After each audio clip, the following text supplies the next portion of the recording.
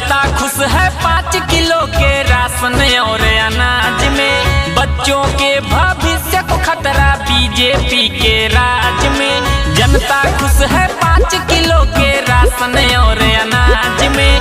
बच्चों के भविष्य को खतरा बीजेपी के राज में।